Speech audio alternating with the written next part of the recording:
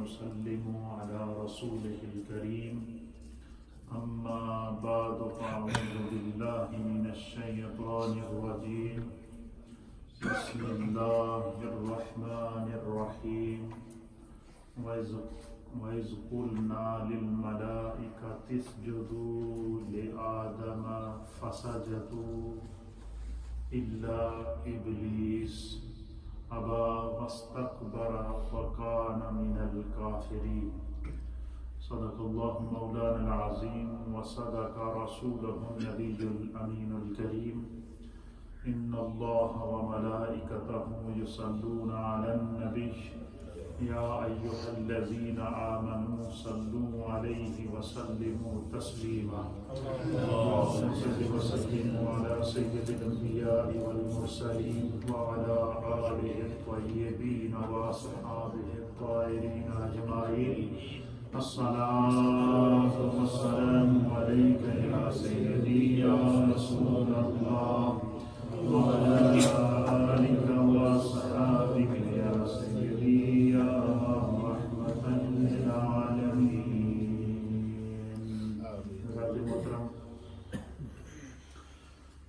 حضرت ابو البشر سیدنا آدم علی نبینا علیہ الصلاۃ والتسلیم کی خلقت، آپ کی تخلیق، آپ کی پیدائش اور آپ کی پیدائش سے انسانیت کو اللہ نے جو شرف عطا کیا، اس حوالے سے ہماری گفتگو کا سلسلہ جاری و ساری ہے. گزشتہ درس میں نے آپ کی خدمت میں حضرت آدم علیہ السلام کی پیدائش،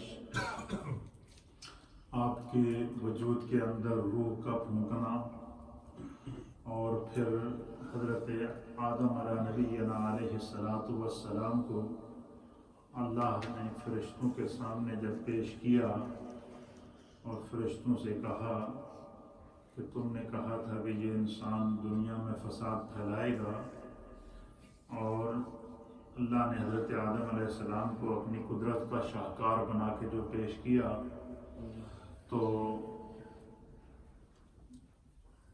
علم کے ذریعے اللہ نے حضرت آدم علیہ السلام کو فرشتوں پر برتری عطا فرمائی. اور جب حضرت آدم علیہ السلام کی برتری فرشتوں پر ثابت ہو گئی تو اللہ رب العالمین قرآن کے اندر سورہ بقرہ کے اندر اس ہسٹری آف آدم علیہ الصلاۃ والسلام کو دہرا رہا ہے، بتا رہا ہے اور اپنے حبیب سے فرما رہا ہے وَإِذْ قُلْنَا لِلْمَلَائِكَةِ اسْجُدُوا. اور اے محبوب آپ یاد کیجئے جب ہم نے فرشتوں سے کہا کہ اسجدوا لآدم، آدم کو سجدہ کرو، فسجدوا، پس ہمارا حکم سنتے ہی جتنے فرشتے تھے وہ سارے کے سارے حضرت آدم علیہ السلام کے سامنے سجدے میں گر گئے. الا ابلیس، مگر ابلیس نہ گرا، ابلیس نے سجدہ نہ کیا. ابا واستکبر، اس نے تکبر کیا. وکان من الکافرین، اور وہ کفر کرنے والوں میں سے ہو گیا یا کافروں میں سے ہو گیا. اب یہاں اللہ تعالیٰ نے حضرت آدم علیہ الصلاۃ والسلام کو جب فرشتوں نے سجدہ کیا، ایک سجدے کا علماء نے کہا کہ فرشتوں کو اللہ نے حکم دیا تھا، اور جیسے ہی فرشتوں نے سجدے سے سر کو اٹھایا، فرشتوں کے سامنے فوراً وہ حقیقت آ گئی کہ ہمیں خدا کے سامنے یہ نہیں کہنا چاہیے تھا کہ یہ انسان دنیا میں فساد پھیلائے گا. تو فرشتوں نے جو ہے وہ اپنی اس کو اپنی غلطی سمجھا، خطا سمجھا. حالانکہ فرشتے خطا سے معصوم ہوتے ہیں، تو اس کو روشان الوہیت کے خلاف سمجھا تو ایک دم دوسرے سجدے میں بھی گر گئے. تو اللہ کے حبیب علیہ الصلوۃ والسلام فرماتے ہیں کہ اللہ تعالیٰ نے پھر قیامت تک کے لیے یہ دونوں سجدے میری امت کی نماز کے اندر رکھ دیں. اسی طریقے سے اس واقعے کو قرآن حکیم فرقان مجید میں اللہ تعالیٰ نے متعدد واقعات کے ساتھ دہرایا ہے، متعدد انداز میں دہرایا ہے، اور سورۃ الاعراف کی آیت نمبر 11 کے اندر بھی اللہ رب العالمین اس واقعے کو اسی انداز سے بیان فرما رہا ہے کہ ثم قلنا للملائکۃ اسجدوا لآدم فسجدوا الا ابلیس لم یکن من الساجدین۔ پہلی والی میں تھا وکان من الکافرین، اور یہاں فرمایا کہ وَلَمْ يَكُنْ مِنَ السَّاجِدِينَ، کہ وہ سجدہ کرنے والوں میں سے نہ تھا، اس لیے وہ اس نے تکبر کیا اور اس نے سجدہ نہیں کیا۔ پھر اس کے بعد سورۃ الحجر کے اندر اللہ تعالیٰ نے پھر اس واقعے کو دہرایا، اور اس میں بھی اللہ تعالیٰ نے فرمایا کہ فَقُوا لَهُ سَاجِدِينَ، کہ اللہ تعالیٰ نے ان سے کہا کہ سجدہ تو سجدے میں گر جانا، تو فسجد الملائکۃ، تمام فرشتے کلہم اجمعون، تم جتنے فرشتے تھے سارے کے سارے اکٹھے ایک دم اللہ کے حکم سے سجدے میں گر گئے، الا ابلیس، مگر ابلیس نہ گرا، ابلیس سجدے میں نہ گیا۔ ابا ان یکون مع الساجدین، اور کیونکہ وہ سجدہ سے انکار کرنے والوں میں سے تھا۔ پھر اسی طریقے سے سورہ بنی اسرائیل کی آیت نمبر 61 کے اندر بھی اللہ تعالیٰ نے اسی واقعے کو یاد دلایا، اور اس بار بار اس واقعے کو کیوں دہرایا جا رہا ہے؟ تاکہ نبی پاک صلی اللہ علیہ وسلم کی امت کو یہ سبق دیا جا سکے کہ انسان کو کسی بھی حال میں تکبر نہیں کرنا چاہیے، عاجزی اور انکساری سے۔ جب اس نے انکار کر دیا تو قرآن حکیم فرقان مجید اس منظر کو بیان فرماتا ہے کہ اللہ تعالیٰ نے پھر اس ابلیس سے کہا کہ تو نے میری نافرمانی کی ہے اور تو جنت سے نکل جا، تو رجیم ہے، تو مردود ہے۔ اب جب وہ مردود ہو گیا تو اس نے قسم کھائی کہ اس انسان کی وجہ سے میں جنت سے نکالا گیا ہوں۔ اس کے بارے میں مفسرین نے لکھا ہے کہ ابلیس جو تھا یہ جنات میں سے تھا، لیکن یہ بڑا عبادت گزار تھا، اس کو بہت اللہ نے علم عطا کیا تھا، اور وہ عبادت کی وجہ سے، ریاضت کی وجہ سے اللہ کا اتنا قرب حاصل کر چکا تھا کہ جنت کا جو دروازہ ہے اس دروازے کے اوپر اللہ نے اس کو متعین کیا تھا۔ جنت کے دروازے تک پہنچ چکا تھا، فرشتوں کا استاد کہلاتا تھا، اس حد تک اللہ کا قرب حاصل کر چکا تھا۔ لیکن ذرا سا تکبر آیا تو پھر اس کا نہ وہ علم اس کو کام آیا، نہ اس کے سجدے اس کو کام آئے، نہ اس کی جو ہے وہ بڑائی اس کو کام آئی، نہ اس کا مرتبہ اس کو کام آیا۔ تو پھر اس نے اللہ تعالیٰ کی بارگاہ میں عرض کیا کہ بار الہ، اس انسان کی وجہ سے میں مردود ہوا ہوں، میں تیری رحمت سے محروم ہوا ہوں، لہٰذا تو مجھے اتنی زندگی عطا فرما کہ میں قیامت تک اس انسان کو راہ حق سے بھٹکاتا رہوں، بہکاتا رہوں، اور میں اس انسان پر چاروں جہتوں سے حملہ کروں گا، اس کے آگے سے بھی حملہ کروں گا، اس کے پیچھے سے بھی حملہ کروں گا، اس کے دائیں سے بھی حملہ کروں گا، اور اس کے بائیں سے بھی حملہ کروں گا۔ اب اللہ نے اس کو اس چیز کی اجازت دے دی۔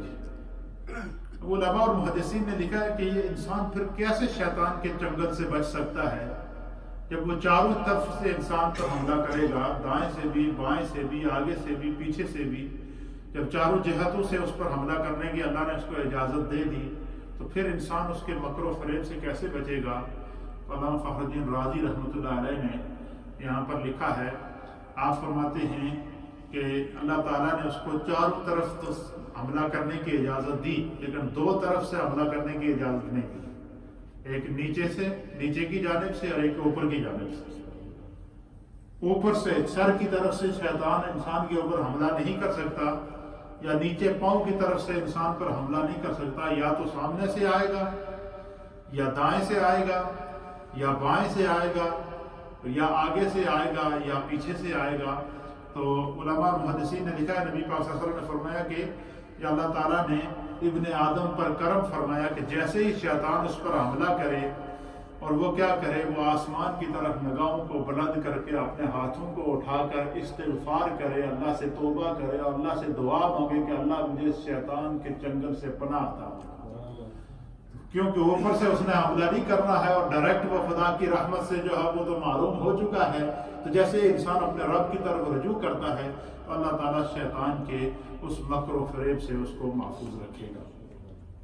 پھر اس نے حضرت آدم علیہ السلام کے ساتھ دشمنی شروع کر دی۔ تو اس دوران جب حضرت آدم علیہ السلام کی تخلیق ہو گئی، فرشتوں پر برتری بھی ثابت ہو گئی، اب مفسرین اور محدثین نے لکھا ہے کہ حضرت سیدنا آدم علیہ السلام چونکہ تنہا تھے، ان کا کوئی ساتھی نہیں تھا اور بالکل نیا ماحول تھا ان کے لیے بھی، تو سیدنا آدم علیہ السلام کچھ تھوڑے سے جب بندہ اکیلا ہو، تنہا ہو، کوئی گپ شپ کرنے والا نہ ہو، ویسے بھی بندہ کوئی تھوڑا پریشانی پشیمانی کے حال میں آ جاتا ہے، تو ایک عجیب سی ان کی طبیعت کے اندر ایک اجنبیت سی محسوس ہو رہی تھی۔ تو سیدنا آدم علیہ السلام سو گئے۔ کیا ہو گئے؟ سو گئے۔ تو اللہ رب العالمین نے حضرت آدم علیہ السلام کی حدیث کے اندر آتا ہے، اس حدیث کو امام مسلم نے بھی نقل کیا ہے، اور نبی اکرم صلی اللہ تعالیٰ علیہ وآلہ وسلم نے حضرت سیدنا آدم علیہ السلام کے اس منظر کو جو ہے وہ بیان کیا۔ حضور علیہ السلام فرماتے ہیں کہ جب آدم علیہ السلام سو گئے، حضرت ابن عباس اس حدیث کو روایت کرتے ہیں، آپ فرماتے ہیں کہ دیگر صحابہ نے بھی اس کو روایت کیا کہ نبی اکرم صلی اللہ علیہ وسلم نے فرمایا کہ حضرت آدم علیہ السلام تنہا تھے۔ کیا فرمایا حضور نے؟ تنہا تھے، کوئی مونس و غم خوار نہ تھا، کوئی، اللہ رب العزت نے ان کا نیند طاری کی۔ اللہ تعالیٰ نے حضرت آدم علیہ السلام پر کیا کی؟ نیند طاری فرمائی، اور جب آپ سو گئے تو پھر اللہ تعالیٰ نے آپ کی بائیں پسلی سے، یہ جو پسلی ہے بائیں جانب کی پسلی سے گوشت لے کر اللہ تعالیٰ نے حضرت حوا کو تخلیق فرمایا۔ حضرت حوا کو جو مومنین کی، تمام انسانوں کی ماں ہیں، حضرت حوا کو اللہ تعالیٰ نے تخلیق فرمایا، اور جو ہے وہ جب حضرت آدم علیہ السلام کی آنکھ کھلی تو کہتے ہیں کہ جب حضرت آدم علیہ السلام بیدار ہوئے تو حضرت حوا کو اپنے سرہانے پر کھڑا پایا، تو آپ نے پوچھا تو کون ہے؟ کیا آپ نے اس سے سوال کیا کہ تو کون ہے؟ تو انہوں نے کہا کہ میں عورت ہوں۔ حضرت آدم علیہ السلام نے پھر ان سے سوال کیا کہ تمہاری تخلیق کا کیا مقصد ہے، تمہیں کس مقصد کے لیے تخلیق کیا گیا؟ تو حضرت حوا نے جواب دیا تاکہ آپ مجھ سے سکون حاصل کریں۔ ملائکہ نے علم کی وسعتیں دیکھنے کے لیے حضرت آدم علیہ السلام سے، پھر جب ملائکہ نے دیکھا کہ حضرت آدم علیہ السلام کے جسم سے اللہ نے ایک اور جسم پیدا کر دیا، تو اب فرشتوں کی سمجھ میں بھی یہ نہیں آ رہی تھی کہ یہ اس میں کیا حکمت ہے، کیا قدرت ہے۔ تو وہ پہلے تو وہ تخلیق آدم علیہ السلام پر ہی غور کر رہے تھے، اب وجود آدم سے ایک اور وجود پیدا ہو گیا حضرت حوا کا۔ تو اب فرشتے بھی حیران اور ششدر تھے۔ اب فرشتوں نے کہا کہ ہم اس حقیقت کو کیسے معلوم کریں؟ تو اب حدیث کے اندر آتا ہے، نبی پاک فرماتے ہیں کہ فرشتوں کو یہ تو معلوم تھا کہ اللہ تعالیٰ نے حضرت آدم کو ہر شے کا علم عطا کر دیا۔ تو پھر فرشتوں نے حضرت آدم علیہ السلام سے پوچھا کہ آدم یہ تمہارے ساتھ یہ کون ہے؟ یہ جو دوسرا جی ہے تمہارے ساتھ یہ کون ہے؟ تو حضرت آدم علیہ السلام نے فرمایا امرأتن۔ کیا فرمایا؟ امرأتن کا معنی ہے، امرأتن عربی میں عورت کو کہتے ہیں، امرأتن کا معنی ہے عورت۔ کہتے ہیں کہ پھر ملائکہ نے ان سے دوسرا سوال کیا کہ یہ جو امرأتن ہے، یہ جو عورت ہے، اس کا نام کیا ہے؟ اس عورت کا نام کیا ہے؟ تو نہیں فرمایا کہ اس کو عورت کیوں کہتے ہیں، اس کو امرأتن کیوں کہتے ہیں؟ یہ فرشتوں نے حضرت آدم علیہ السلام سے پوچھا کہ اس کو امرأتن کیوں کہتے ہیں؟ تو نبی پاک نے فرمایا کہ حضرت آدم علیہ السلام نے فرمایا کہ کیونکہ اس کی تخلیق مرآ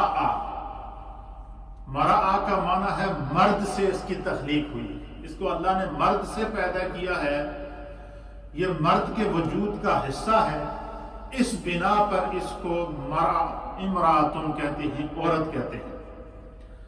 تو کہتے ہیں کہ ملائکہ نے پھر حضرت آدم علیہ السلام سے سوال کیا کہ یہ جو عورت ہے، یہ جو مراتن ہے، امراتن ہے، اس عورت کا نام کیا ہے؟ تو حضرت آدم علیہ السلام نے فرمایا کہ اس کا نام ہے ہوا۔ کیا نام ہے؟ ہوا۔ اسی لیے حضرت جو ہے وہ مائی ہوا کو ام ہوا کہتے ہیں۔ کیا کہتے ہیں؟ تو آپ نے فرمایا کہ اس کا نام ہوا ہے۔ فرشتوں نے پھر سوال کیا کہ اس کا نام ہوا کیوں رکھا گیا ہے، اس کی کیا وجہ ہے؟ یہ فرشتے کس سے سوال کرتے ہیں؟ حضرت آدم علیہ السلام سے کہ ان کا نام ہوا کیوں رکھا گیا ہے؟ تو حضرت آدم علیہ السلام نے فرمایا کہ ہوا کا معنی زندہ ہے، اور اس کو ہوا اس لیے اس کا نام رکھا گیا ہے کہ یہ زندہ کے جسم سے اللہ نے ایک اور جسم نکالا ہے، جسم آدم سے اللہ نے ان کو پیدا فرمایا ہے، یہ ایک زندہ کے جسم سے پیدا ہوئی ہے، اس لیے اس کو ہوا کہتے ہیں۔ تو اللہ تعالیٰ نے جو ہے وہ حضرت آدم علیہ السلام کے وجود سے جو ہے وہ دوسری روایت حضرت ابن عباس سے ہے، آپ فرماتے ہیں کہ نبی پاک صلی اللہ علیہ وسلم نے اس طرف اشارہ فرمایا ہے کہ اللہ رب العزت نے کچھ ملائکہ بھیجے جو حضرت آدم اور پھر جو ہے وہ پھر حدیث کے اندر آتا ہے کہ جس وقت حضرت جو ہے وہ مائی ہوا جو ہے وہ جب حضرت آدم علیہ السلام کے قریب ہوئی اور آپ نے چاہا کہ میں ان کو چھوؤں یا ان کے قریب جاؤں، تو فرشتوں نے آپ کو روک دیا۔ فرشتوں نے کیا کر دیا؟ روک دیا، اور فرشتوں نے کہا کہ سب سے پہلے آپ کو ان سے نکاح کرنا پڑے گا۔ کیا کرنا پڑے گا؟ آپ کو ان سے نکاح کرنا پڑے گا، تو پھر آپ ان کی قربت حاصل کر سکتے ہیں، ان کے قریب جا سکتے ہیں۔ تو پھر حضرت ابن عباس فرماتے ہیں کہ نبی پاک صلی اللہ علیہ وسلم نے پھر اس منظر کو بیان کیا کہ حضرت آدم اور حضرت حوا کے لیے ایک سونے کا تخت منگایا گیا۔ کیا کیا گیا؟ سونے کا تخت منگایا گیا، جس طرح دو شہنشاہوں کو تخت میں بٹھایا جاتا ہے، اس طرح حضرت آدم اور حضرت حوا کو ان دو تختوں کے اندر بٹھایا گیا، پھر انہیں نور کا لباس پہنایا گیا، جنتی لباس پہنایا گیا، انہیں دولہا بنایا گیا۔ فرشتوں نے حضرت آدم علیہ السلام کو جنتی لباس، جنتی حلے پہنا کر کیا کیا؟ دولہا بنایا، اور دولہا بنانے کے بعد فرمایا کہ انہیں جنتی لباس پہنایا گیا۔ پھر اس تخت کے ذریعے حضرت آدم علیہ السلام کو 70,000 ایک روایت کے مطابق اور ایک روایت کے مطابق کئی لاکھ فرشتوں کے جلو کے اندر، یعنی کئی لاکھ فرشتوں کی جنج تیار ہوئی جڑی حضرت آدم علیہ السلام کے ساتھ ہے حضرت حوا کے لیے نکاح کے موقع پر جو ہے وہاں پر موجود تھی۔ اس میں کئی ہزار فرشتے، 70,000 بعض روایات کے اندر موجود تھے، اور فرمایا کہ جب وہ وہاں پر پہنچے تو پھر اللہ تعالیٰ نے اس تخت کے ذریعے فرشتوں سے کہا کہ حضرت آدم علیہ السلام کا جبریل علیہ السلام نے نکاح کرایا، اور نکاح کے دوران جبریل نے کہا حضرت آدم سے کہ آپ کو حضرت حوا کو چھونے سے پہلے ان کا مہر ادا کرنا پڑے گا۔ کیا کرنا پڑے گا؟ تو یہ نکاح کا ہونا، یہ مہر کا ہونا، یہ ازل سے اللہ تعالیٰ کا قانون ہے۔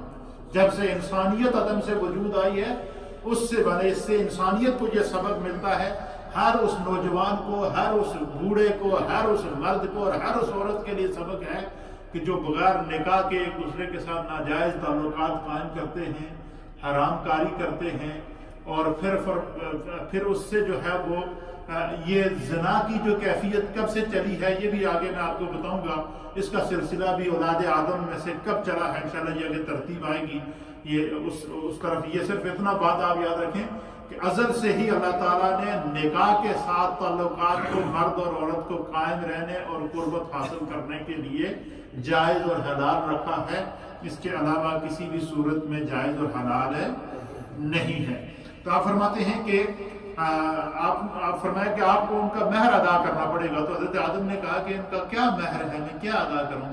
تو حضرت جبریل نے, نبی پاک فرماتے ہیں کہ حضرت آدم سے کہا کہ حضرت حوا کا مہر یہ ہے کہ تم, اللہ نے فرمایا کہ میرے محبوب محمد عربی پر درود پڑھو.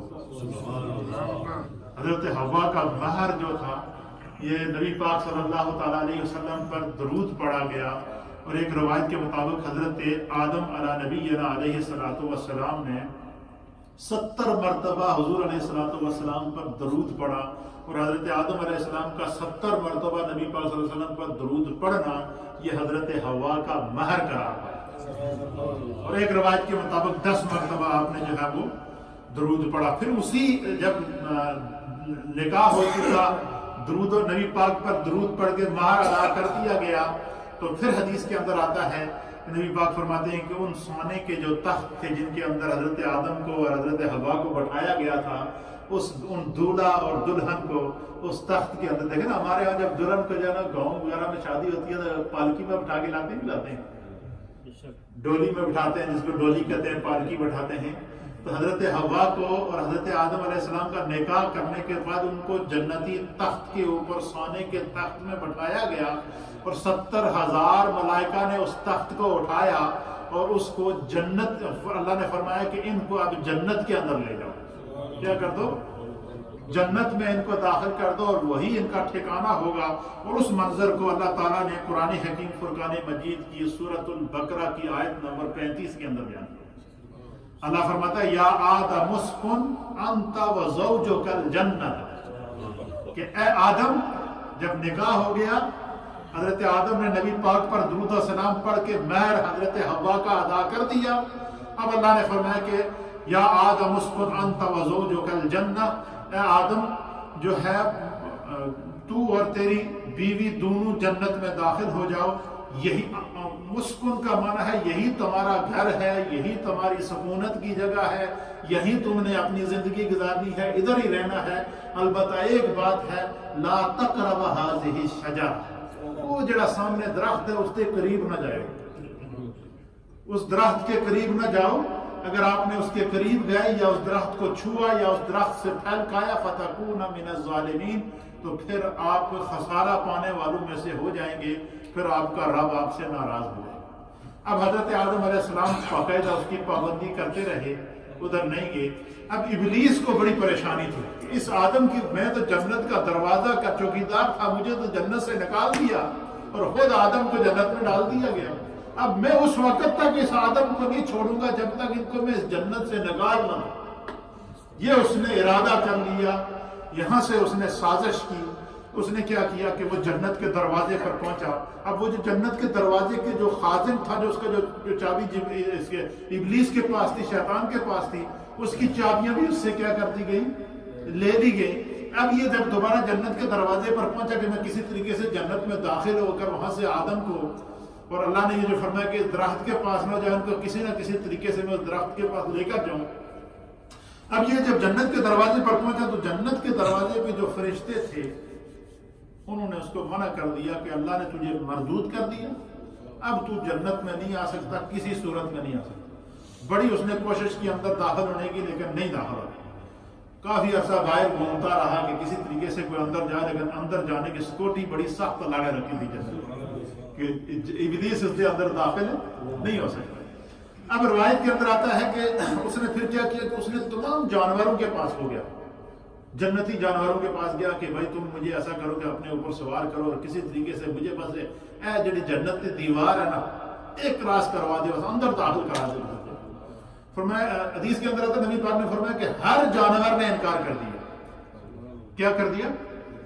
ہر جانور نے انکار کر دیا کہ بھائی تو خدا نے تجھے مردود کر دیا, ہمارے قریب نہیں آنا, ورنہ اللہ ہمیں بھی مردود کر دیا. پھر وہ سانپ کے پاس گیا. کس کے پاس گیا؟ شیطان. سانپ کے پاس گیا تو سانپ کی جب اللہ تعالیٰ نے سانپ کو پیدا کیا مردود ہونے سے پہلے, یہ سانپ بھی شیطان کے ساتھ مردود ہوا ہے. سانپ کے پاس گیا, اس نے سانپ کو کہا کہ تو مجھے کسی طریقے سے جو ہے نا اپنے منہ میں رکھ کے جنت میں لے جا. سانپ کی جو حیت تھی نا, اس کے بارے میں حیات الحیوان کے اندر علامہ دمیری رحمۃ اللہ علیہ نے لکھا ہے اور حدیث کے اندر بھی آتا ہے، نبی پاک صلی اللہ علیہ وسلم نے بھی اس طرح اشارہ فرمایا اور دیگر محدثین اور مفسرین نے بھی لکھا ہے۔ علامہ دمیری رحمۃ اللہ علیہ حدیث کا حوالہ دیتے ہوئے اس کو باقاعدہ نقل فرماتے ہیں کہ یہ جو سانپ تھا یہ اونٹ کی طرح اس کا جسم تھا، اس کی 4 ٹانگیں ہوتی تھی۔ سانپ کی کتنی ٹانگیں تھی؟ 4 ٹانگیں تھی اس کی باقاعدہ، اور اس کی جو جسامت تھی اور جس سے اس کے یہ دیکھنے میں بالکل جس طرح اونٹ تھا اس طرح لگتا تھا۔ یہ اپنی ٹانگوں پہ چلتا تھا، ٹانگوں پہ جو ہے وہ گھومتا پھرتا تھا۔ آج کل دیکھنا آپ کو جتنا سانپ نظر آتے ہیں وہ ٹانگوں کے بغیر ہیں، پتہ ہے نا آپ کو۔ تو یہ ابلیس جب سانپ کے پاس گیا تو اس نے سانپ سے کہا کہ بھائی کسی طریقے سے میرے جنت میں داخل کر دے، بس میں بڑا پریشان ہوں، میں اس آدم نہیں ہوا ہے تو میں جنت مجھے کڑیا گیا، کسی طریقے سے میرے جنت۔ سانپ نے کیا کیا؟ سانپ نے اس کو اپنے منہ کے اندر رکھا اور اس کو لے کر جنت میں داخل ہو گیا، اور اس طریقے سے داخل ہوا جنت کے اندر کہ جو دربان فرشتہ تھا جنت کا اس کو بھی پتہ نہیں چلا، اس کو بھی پتہ۔ یہ جب جنت کے اندر داخل ہو گیا تو پھر اس نے جناب وہاں پر ایک فرشتے کی صورت اختیار کی، فرشتے کا روپ اختیار کیا۔ اللہ سے اس نے مہلت تو لی ہوئی تھی کہ میں اس انسان کو بہکاؤں گا۔ اس نے حضرت آدم علیہ السلام اور حضرت حوا کو جو ہے وہ ان سے باتیں کرنا شروع کر دی اور ان سے کہا جی کہ یہ جو درخت ہے نا، یہ پتہ ہے تمہیں اللہ نے اس کے پاس جانے سے کیوں منع کیا ہے؟ حضرت آدم نے تو اس کو صاف منع کر دیا۔ حضرت حوا کو کہا کہ پتہ ہے تمہیں اس درخت کے پاس جانے سے کیوں منع؟ اس لیے منع کیا گیا کہ جو بندہ اس درخت سے کچھ چیز کھا لیتا ہے اس کے اندر اللہ فرشتوں والی خاصیت پیدا کر دیتا ہے، فرشتوں والی زندگی پیدا کر دیتا ہے، ان کو پھر کبھی موت نہیں آئے گی، وہ ہمیشہ زندہ رہیں گے اور جو ہے وہ اللہ کی تسبیح کرتے رہیں گے، اور پھر وہ فرشتوں والی جتنی عادات اور خصلتیں ہیں اس کے اندر آ جائیں گی۔ تو عورتوں کا آپ کو پتہ ہے ویسے ہی مزاج ہوتا ہے، کوئی تھوڑا سا کوئی کہیں سے وہ نفع فائدہ نظر آئے تو وہ کوشش کرتی ہیں کہ بھائی، تو انہوں نے جناب یعنی کسی طریقے سے وہ بنا پھسلا کر پھر ان کو درخت کے قریب لے جایا گیا۔ پھر حضرت آدم علیہ السلام نہیں گئے۔ پھر حدیث کے اندر آتا ہے کہ حضرت آدم علیہ السلام سے جو بھول ہوئی وہ اس بنا پر ہوئی کہ اس نے فرشتے کے روپ میں آ کر حضرت آدم علیہ السلام کے سامنے اللہ کی قسمیں کھائی کہ خدا کی قسم کر کے میں کہتا جناب کہ تسی درخت دے کول جاؤ تو انہوں کچھ نہیں ہوئے گا۔ جب اس نے اللہ کی قسم کھائی تو جس طریقے سے جبریل علیہ السلام اور میکائیل علیہ السلام زمین سے مٹی لینے کے لیے گئے تو زمین نے کیا کہا تھا کہ میں اللہ کی پناہ میں آتی ہوں، تو انہوں نے جب اللہ کا نام لیا زمین نے تو انہوں نے اس کو چھوڑ دیا۔ اسی طریقے سے آدم علیہ السلام کے سامنے جب ابلیس نے اللہ کی قسمیں کھائی تو آپ نے فرمایا کہ اللہ کے نام کی اگر قسمیں کھا رہا ہے اور پھر فرشتے کے روپ میں ہے، آپ کو پتہ نہیں تھا کہ یہ شیطان ہے اور یہ روپ بدلی کر کے میرے پاس آیا ہوا ہے، تو پھر اس درخت کے پاس آپ کو وہ لے جانے میں کامیاب ہوا۔ پھر اللہ تعالیٰ نے جو ہے وہ فرمایا کہ جو ہے وہ آپ کو جنت سے نکلنا پڑے گا، جنت سے نکلے۔ فَأَزَلَّهُمُ الشَّيْطَانُ، وہ قرآن سورہ بقرہ کی آیت نمبر 36 کے اندر بیان کرتا ہے کہ شیطان نے انہیں پھسلا دیا، بھلا دیا، اور پھر فَوَسْوَسَ لَهُمَا، ان دونوں کے اندر اس نے وسوسہ ڈالا، اور پھر جو ہے وہ اللہ تعالیٰ کی طرف سے حکم ہوا کہ آپ کو اس جنت سے نکلنا پڑے گا، اور آپ تینوں اس جنت سے نکل کر دنیا میں چلے جائیں، اور آپ تینوں ایک دوسرے کے دشمن رہیں گے۔ اور سانپ کو جب پتہ چلا کہ سانپ نے یہ کارنامہ انجام دیا اس شیطان کو اندر لے جانے کا، تو سانپ کو اللہ کی طرف سے عذاب نازل ہوا، اس کی جو ٹانگیں تھیں وہ کٹ گئیں، اس کی ٹانگیں کیا ہوئی؟ کٹ گئی۔ یہ پھر اس وقت سے آج تک زمین پر رینگتا پھر رہا ہے، اور آج تک شیطان، سانپ اور انسان یہ سب ایک دوسرے کے دشمن ہیں۔ یہ اس واقعے کو اس حد تک بیان فرمایا مفسرین اور محدثین نے۔ تو پھر اس کے بعد حضرت آدم علیہ السلام کو زمین پر اتارا گیا، اور حضرت آدم کو ہندوستان میں اتارا اللہ نے۔ سری لنکا، یہ جو سینٹرل ایشیا ہے، سری لنکا کے اندر ایک پہاڑ ہے سرا اندیب اس جگہ کا نام ہے، وہاں پر اللہ نے حضرت آدم علیہ السلام کو اتارا، اور حضرت حوا کو اللہ تعالیٰ نے جدہ میں اتارا.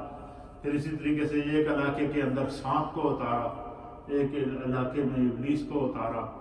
پھر حضرت آدم علیہ نبینا علیہ الصلوۃ والسلام، جیسے ہی روایت کے اندر آتا ہے کہ حضرت آدم علیہ الصلوۃ والسلام نے اور حضرت حوا نے وہ اس درخت کے قریب جا کر وہ دانہ کھایا، تو بعض روایات کے مطابق کہ وہ گندم کا درخت تھا، گندم کا دانہ تھا، وہ اس میں سے کھایا. سب سے پہلا جو آپ پر اس کا اثر ہوا وہ یہ ہوا کہ آپ کا جو جنتی لباس تھا وہ اتر گیا.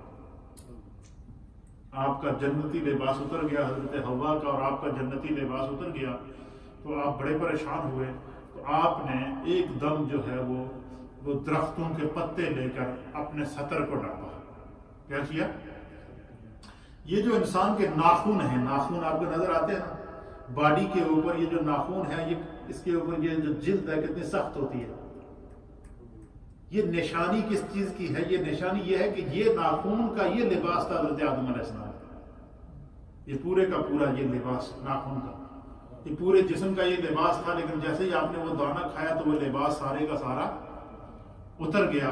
پھر اس کے بعد جو ہے وہ جب آپ زمین پر اترے تو پھر اس کے بعد زمین کے اوپر اللہ تعالیٰ نے آپ سے آگے سفر شروع کیا. آپ حضرت حوا کو مس کرنا شروع ہوئے. پھر ان کی تلاش میں نکلے، پھرتے رہے، روتے رہے، استغفار کرتے رہے کہ اللہ مجھ سے بھول ہو گئی ہے. قرآن اس منظر کو بیان کرتا ہے کہ حضرت آدم علیہ السلام اتنے روئے، اتنے گڑ گڑائے کہ 300 سال تک آپ روتے رہے.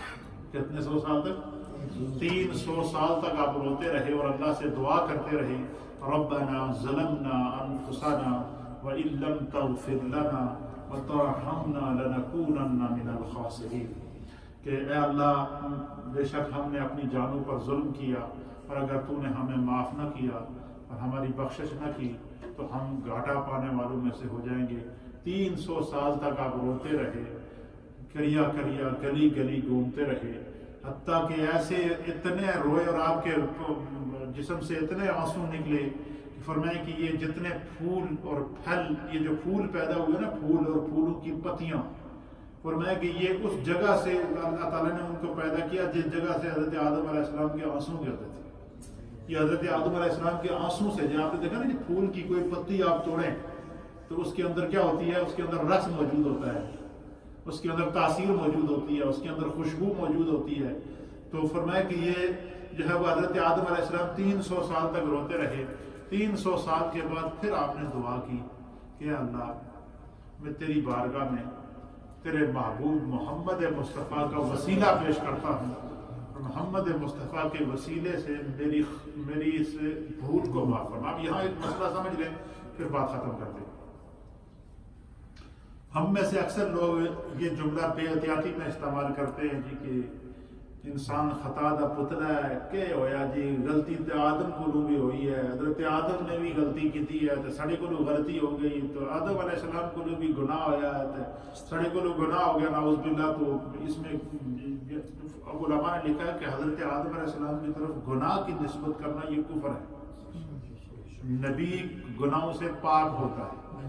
قرآن کریم فرقان مجید اس منظر کو بیان کرتا ہے کہ حضرت آدم علیہ السلام نے سے یہ گناہ نہیں ہوا، کیونکہ قرآن کہتا ہے کہ حضرت آدم علیہ السلام سے بھول ہوئی ہے. کیا ہوئی ہے؟ بھول ہوئی ہے حضرت آدم علیہ السلام سے. اور قرآن اس منظر کو بیان کرتا ہے کہ وہ نسیا، پس آدم علیہ السلام نسیا ینسو نسعا نسیان، جس کو کہتے ہیں فلانے بندے نے نسیان دی بیماری ہے. یہ نسیان کا معنی بھول جانا. تو قرآن کہتا ہے فنسیا، پس آدم علیہ السلام سے بھول ہوئی. اور بھول بھی کس طرح ہوئی؟ لم نجد لہو عزما. قرآن کہتا ہے یہ بھول بھی آدم علیہ السلام سے بے خیالی میں ہوئی. عزم کہتے ہیں کوئی ارادے سے نہیں ہوئی، انہوں نے کوئی ارادے سے یہ بھول نہیں کی، بے خیالی کے اندر حضرت آدم علیہ السلام سے یہ بھول ہوئی ہے.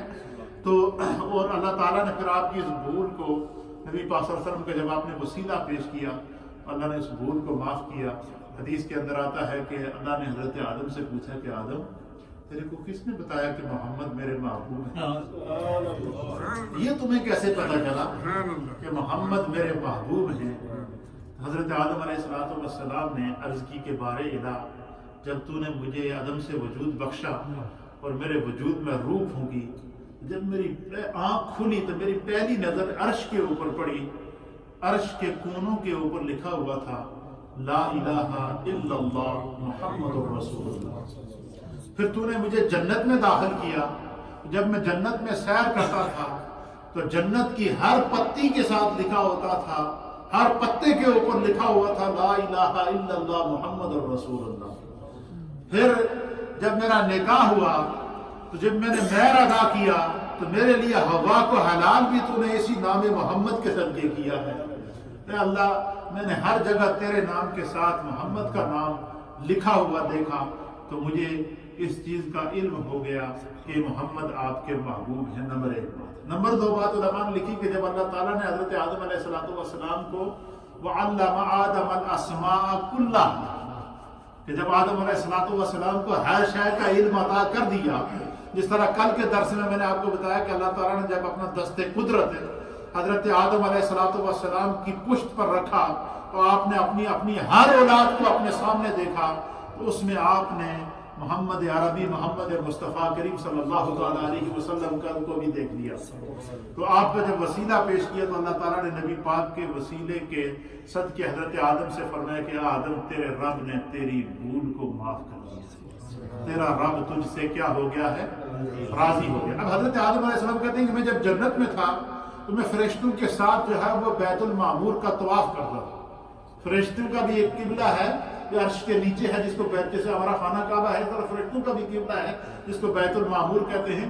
تو میں بیت المعمور کا فرشتوں کے ساتھ طواف کرتا تھا. تب جب اللہ تعالیٰ نے 300 سال گریہ وزاری کے بعد حضرت آدم علیہ السلام کو معافی عطا فرمائی، آپ سے اللہ راضی ہوا تو اللہ نے فرمایا کہ آدم میں تجھ سے راضی ہوں، تو نے بہت گریہ وزاری کی ہے، اب یہ بتا تو کیا چاہتا ہے کہ تیرا رب تمہیں عطا کرے. اب تیرا رب چاہتا ہے کہ تو راضی ہو. راضیتم مرضیہ کے الفاظ قرآن میں آتے ہیں کہ جس سے خدا راضی ہوتا ہے، یہ رضاعت ایک طرف سے نہیں ہوتی، دونوں طرف سے ہوتی ہے. خدا بھی بندے سے راضی ہوتا ہے، بندہ بھی خدا سے راضی ہوتا ہے.